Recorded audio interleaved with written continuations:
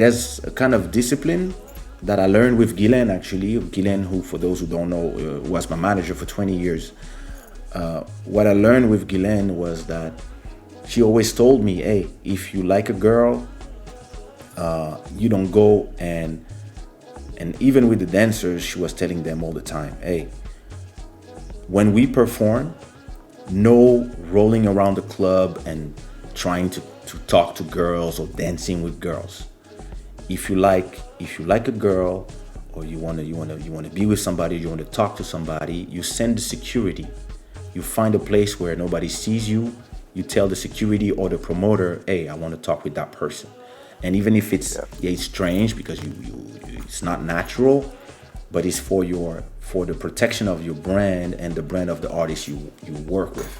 And we had that Absolutely. discipline very early on. So we would not come to perform in with the idea that we're here to get girls or stuff. It was really like when you come to perform, you come to perform. When you go out in a club by yourself and you meet people, yeah, you're not working. But very early, I learned to not blend working with personal stuff or having fun. When I'm working, and I mean, you've seen me in clubs thousands of times. When I Yeah. come to work, I arrive on the time, 30 minutes before performance.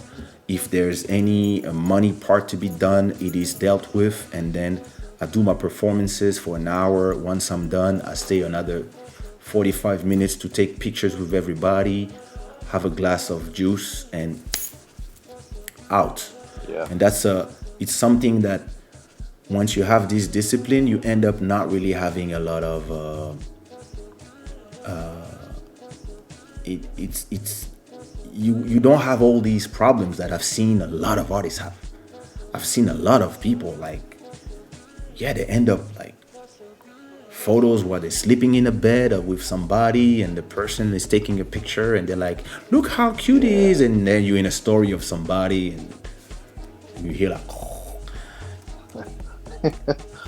Yeah. I or mean, I've seen this happen. It was a couple of years ago. It was a festival in Germany. This guy was performing, and then he, this is the artist performed, yeah, and then he stayed, and he was dancing until like there was like 10 people in the room. This is at the end of the night. And I'm like, yo, that's just a bad look. So even if you, I mean, you may be a person of the people, but you have to protect that mystique, that and brand, as you said, and you have to and be and create that boundary. careful, and yet you have to be careful not to be too hungry. You have to.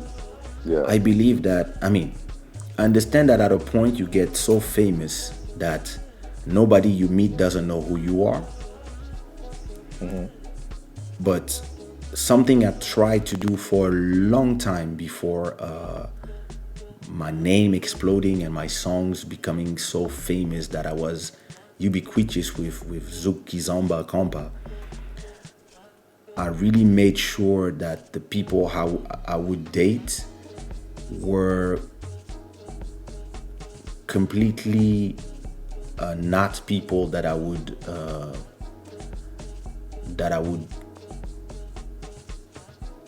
meet in my shows, or even Mm, before I was like trying to only be with people who didn't know who I was.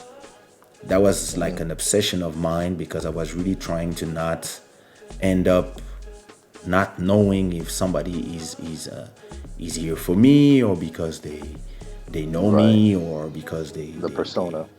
they wanna have me as a trophy. So of course at a point you can't like, once I after a few years being with my wife, like one day she tells me, oh, when I was 9 years old or 12 or 13 years old, I wanted to go to your show back in Guinea. My father said no, and I was like, oh fuck, okay. but that's when you are that's when you're famous already. So there's Right. nothing you Well, can well, there's do. nothing to do now. Exactly, you're famous already, and it comes to a point where it's hard to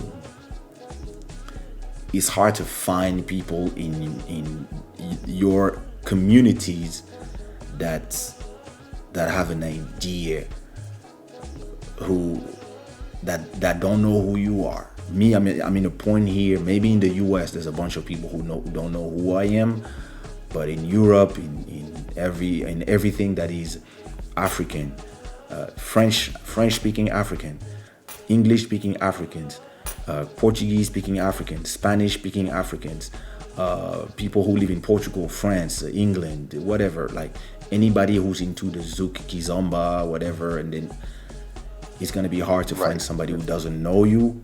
So it's complicated to. You might you might always ask yourself if the people you talk to are talking to you because they like you, or because they just met you, or because you are famous. And you really never know. It happened to me once that I was in where was I think I was somewhere in Africa, and in Windhoek in Oh, in what Namibia. country is that? Yeah, I was in Namibia, and I'm just, yeah, I'm doing my photo session and whatever, and then there's like this beautiful lady, like, that's here talking to me normal, whatever, whatever.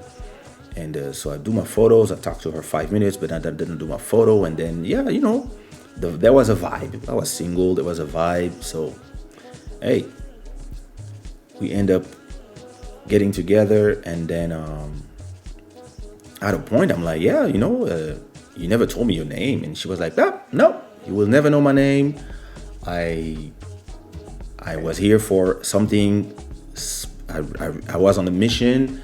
That was my goal. That's always been a goal for me for a few years, to have you. I have you now. I can check my little book with your name on it, and peace, bro. And me, I was like, I feel used. I was like, I'm violated. it was like